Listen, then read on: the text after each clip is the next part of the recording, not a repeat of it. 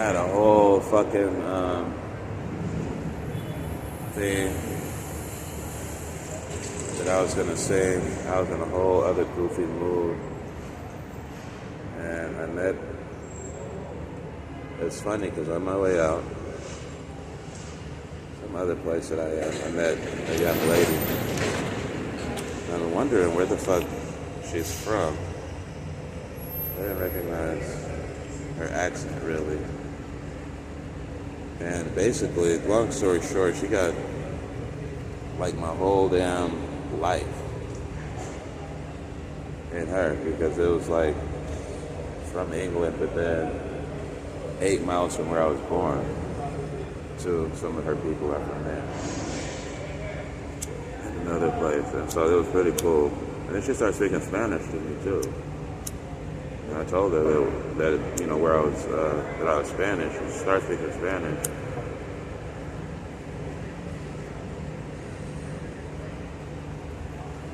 And I realized, I told her, I'm like, well, shit. It's like you said, North Africa, where I was born in Abolition, 8 miles from Morocco. She's like, yeah, that's where my people are from. Side of her family. So that was pretty cool. But the best part is, like, I don't have this whole...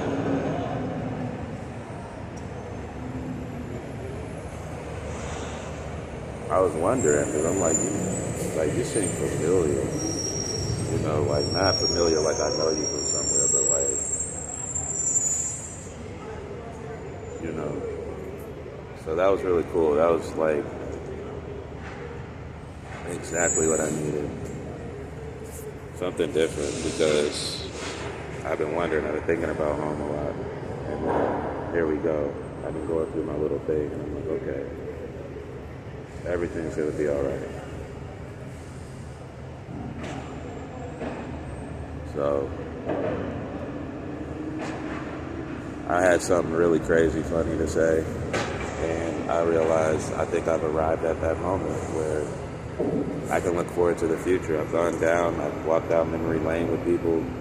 I've been running KÓMIX BLANKA for a while. You haven't had a lot of FaceTime from me. It's been almost 20 years, really, of me in the publishing industry and all this, and I've been running, City Hair started in 2009, so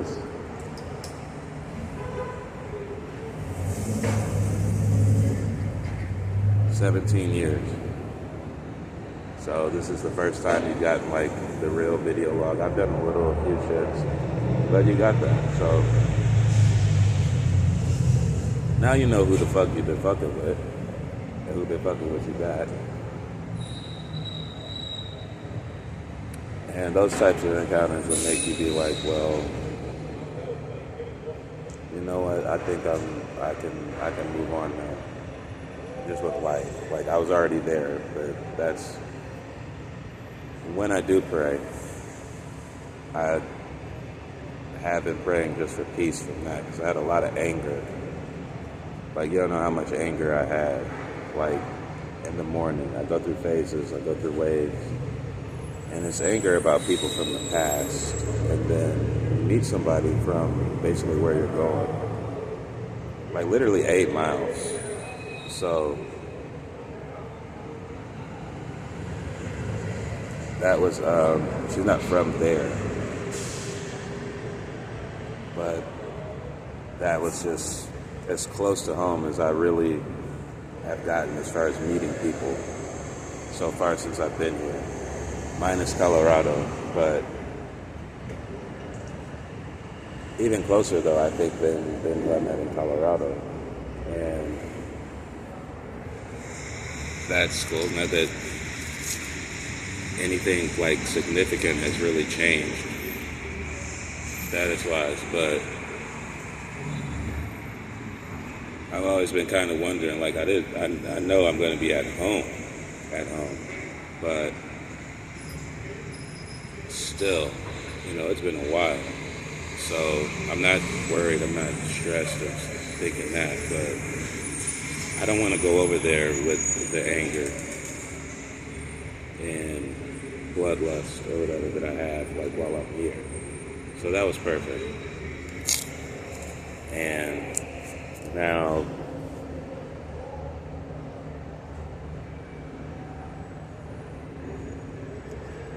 I don't even know what else to even be saying. That's some shit. Next. Crazy.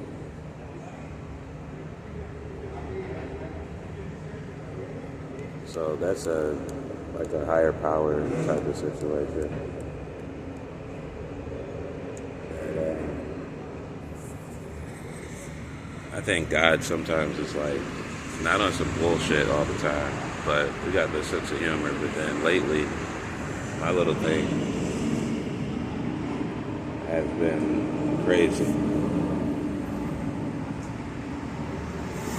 As far as just these times when I'm outside, especially kind of dolo, like when I'm doing graffiti, I've always been about that.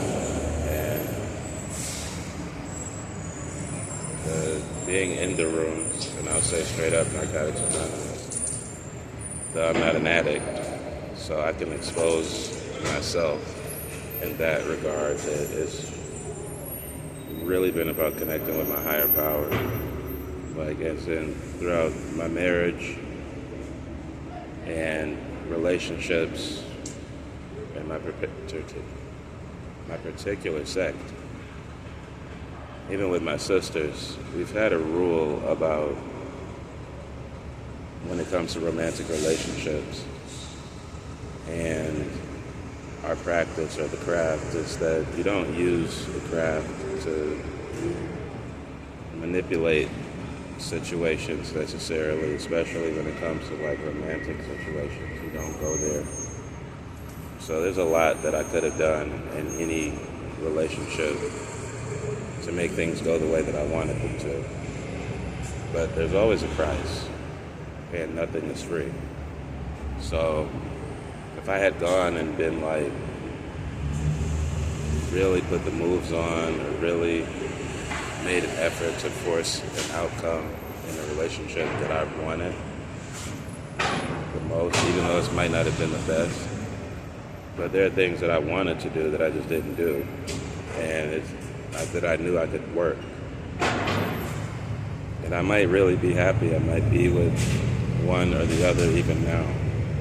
But I didn't do that because I knew that not only did I need to learn from this situation and let my partner, intended partner, learn also for herself, but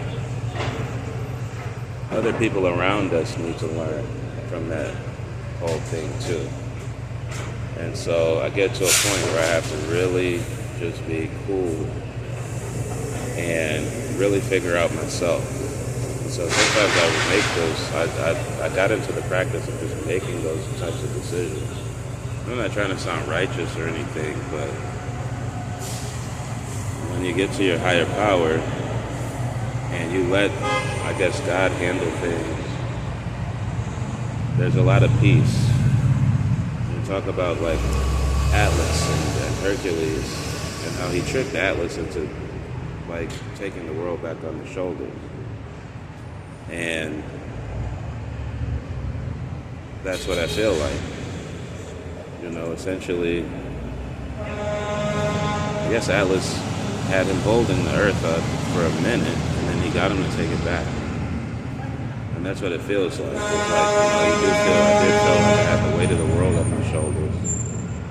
And all I could think about was war and fighting and who I'm gonna fuck up. And then the past, year? I've been out here for a year, officially. But every time I've come to New York, ever since 2007, it's been a close relationship with my higher power leading me to places. Even Marvel, like when I got here, the whole purpose of me going and taking a spring break in New York instead of going out to Florida like most people do, or someplace warm and partying, was because I really wanted to see about this internship at Marvel, and I wound up getting it. And I saw all types of omens and symbols that's really in line with my faith, and I followed that, and not only did it lead me to actually getting the internship, but it led me to Bombs para España and all the different stuff that I wound up doing. So it was, here I am now. I keep bringing up the Bonfresco thing because it's like really blew my mind that that's really where I wound up going. And also with the science interest and everything. So it's just really amazing. And I really get there and I'm like, you know what? I'm glad I made the decisions that I made. That whole Edith Piaf thing when I was in the park listening to Madre Gabriel, I might not have it right, but no regrets, is where I wanted to arrive because I had plenty. At that moment though, when I'm eating the ramen in the park listening to the song, you know, for a brief moment I didn't have anything.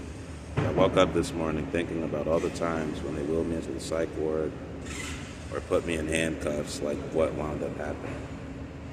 Laughing hysterically. Because it was me being like, oh shit, they finally put me in the nut house. Oh shit, they finally put me in handcuffs. And little by little, a lot of that shit faded away. I'm just thankful to be able to walk through that and walk through my relationships. And yeah, a lot of fuck shit happened, but the two goals that I had deep, like in my subconscious, one, reconnecting with family, but also this graffiti shit, is just being an illustrator. All of that came together, and it seemed like my very silent wants, or like I guess my heart's desire, wound up happening. And so the whole lesson was in listening to that. And I'm not gonna say I didn't get distracted. Like I put Nati in the epic that I wrote. That's what was up. When Nati comes on the scene, the part in the epic where I call her the resilient siren. In the epics that I've heard, I think it was the Iliad, no, the Odyssey, where, you know, typically you run into the sirens on your journey and they distract you into shipwreck. So when I ran into Naji, as I'm writing this, I did Nadi do a feature with me, please. I was still convinced that she was my cousin, maybe that we were related. And that was the perfect part in the epic to put, where instead of like in the Odyssey and the Blank epic, I wind up running into the sirens, and there's one whose voice stands out, and I'm like, you know what?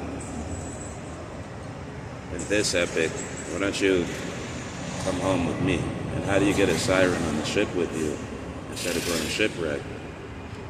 You have to basically show her your talent, your voice, and that siren has to be impressed. And the way that happens in the epic is like the siren's like, wait a minute. Where are you? I think you're one of us. Like, you're a siren too. And that's why it didn't work. As a matter of fact, you're a fan. I'm like, well, yeah, holy shit. That language you're thinking, I know that language. Where is that at? I'm going in the wrong direction anyway. So the siren comes on and shows me the way home in this epic. And that's what the best part is. I was trying to process that. I'm like, well, how the fuck is this going to work out? Because this sounds weird, taking the siren home. You know, I don't want it to be like that. And I don't really make it sound all that romantic. Maybe it's like our image is romanticized, but at the same time, you know, there was that thing where it was like, she seems like family. So this isn't the same case. So it was really cool to just notice like throughout the epic, that this person would show up. I would think a lot about Inez, and instead of the shipwreck, I'm kind of led home. And I actually was like, the part of Spain that I'm from is right next to Portugal. And the part of, I guess, South America that my mother was from, obviously Brazil is once a part of that is one country. Inez also spoke some Portuguese. So it answered a lot of questions for me, and this is before I even wound up in Mexico, going there. So it's really perfect. It's the perfect way. Like, I can't believe I really like put that shit together. So now it's wild. It's really wild in a good way. You know, one day, I already have in mind what's going to happen with the White Death as far as the graphic novel thing goes. I have a good idea as to what I'm going to draw, how I'm going to draw it. But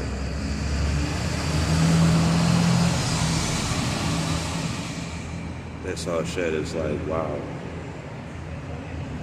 Again, I've never been really more thankful, because when I got to New York this last time, I was fucked up. I was ready to go out like really hard, and I was gonna cop a piece or two. I was gonna go back to Detroit and light the place up for real, but I didn't. My left arm was like paralyzed. I couldn't go anywhere. I'd fallen asleep on it, and it was really dead for weeks, maybe over a month. But I'm carrying around about 200 pounds.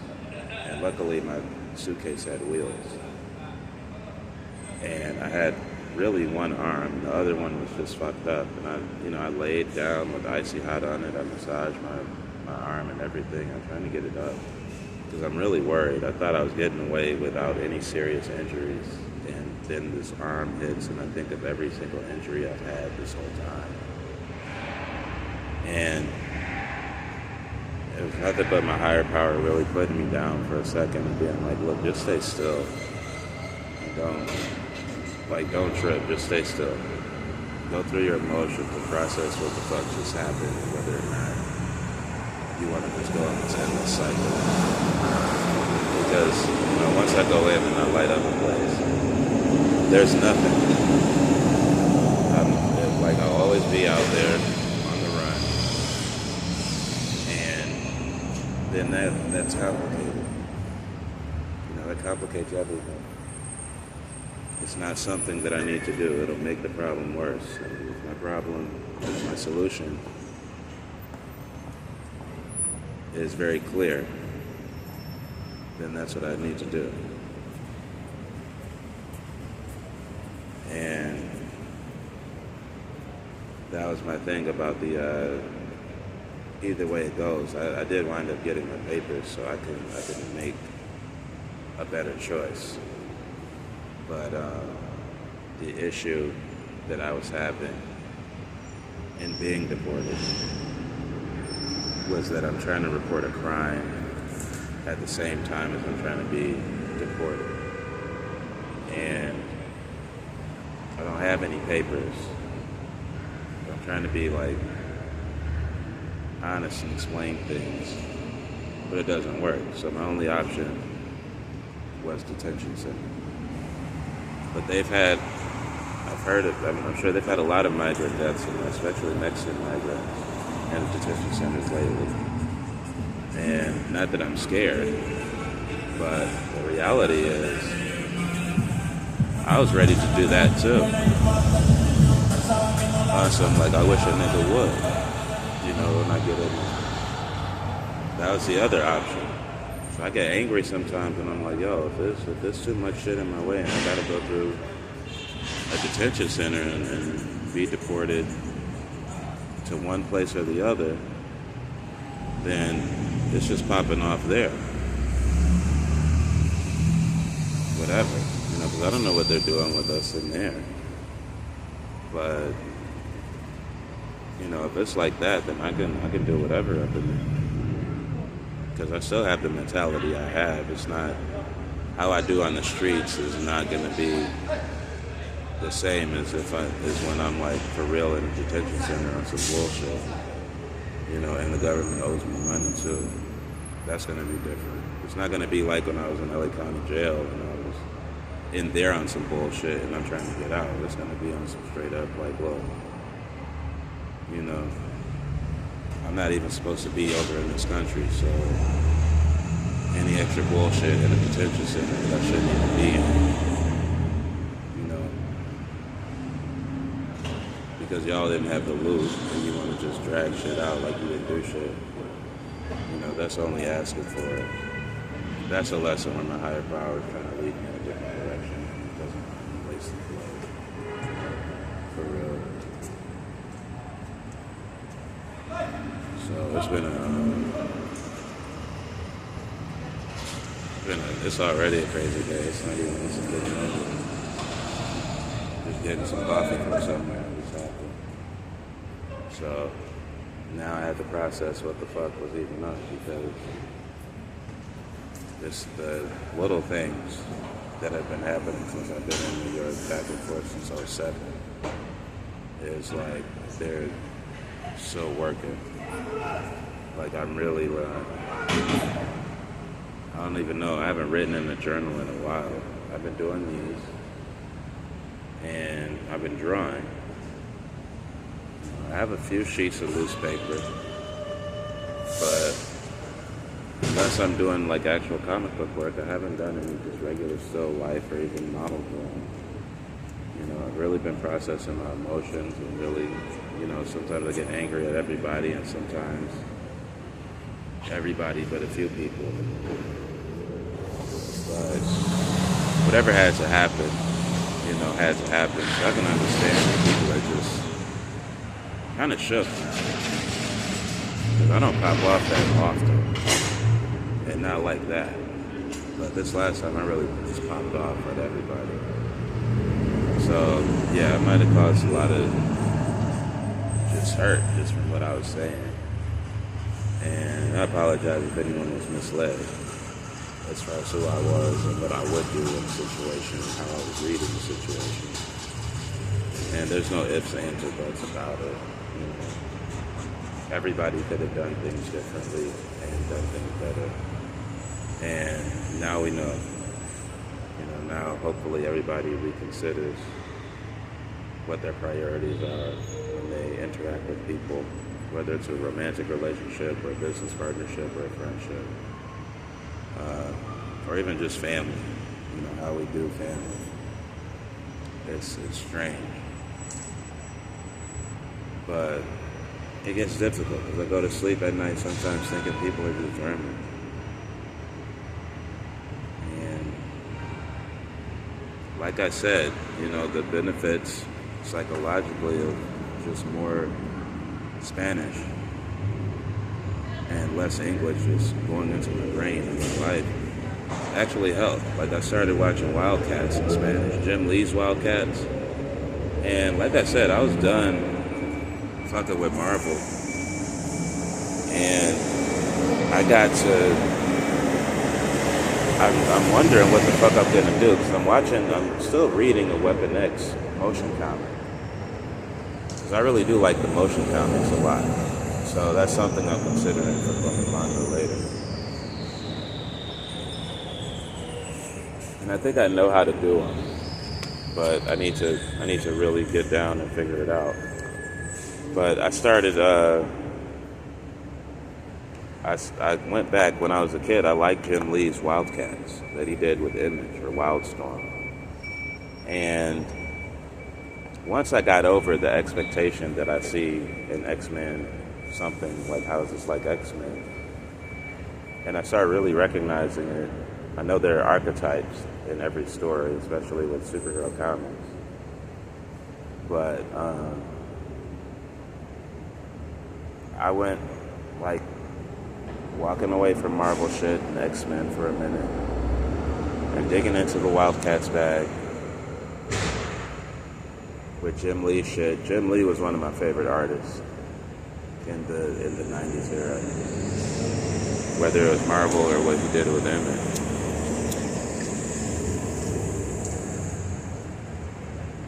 So I start looking at that, and it is expanded.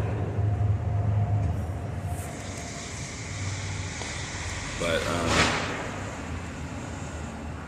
that's when I really started appreciating it. So that's when I'm like, you know what, I wouldn't mind seeing a Wildcats movie too. Like, that would be dope.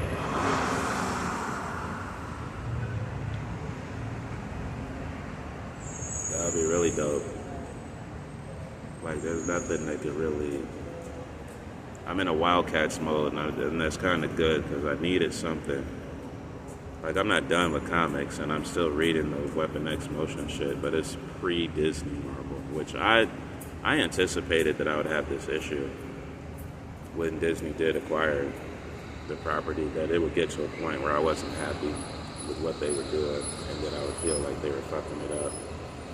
I knew this would happen, which is why I didn't mind, like, leaving instead of taking the extension into when they bought it.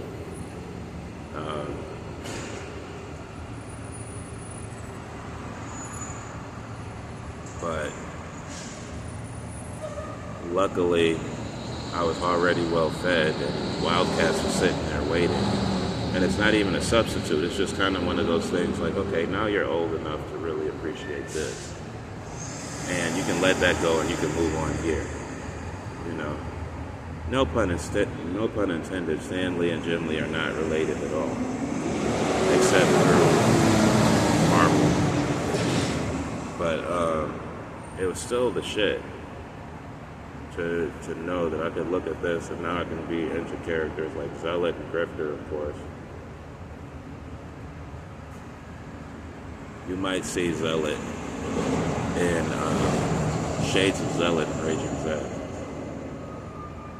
Stuff like that coming up, and me realizing Wildcats had an impact on me too. I'll never forget that Christmas, and like I said, I think my parents were finding little ways to speak to me through the family that had me, where somehow I wound up with X-Men toys, which were cool. That's what I wanted. I had the Danger Room, I think, and the Blackbird too. But then I got hooked up with some Spawn shit. And Spawn was like wild. Because I had never seen Spawn. I never thought of anything besides Marvel or DC, and here comes Image. So they might have been something else. Because I wrote them a letter. I don't know how the fuck that shit was popping off when I was younger, but I had some decent Christmases, minus my actual family not being there.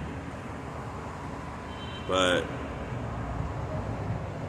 you know, when it comes to like the gift shit, it wasn't bad. Like, I wanted stuff like that. Comic books and shit. So anyway, I got into Wildcats recently and just started exploring that more.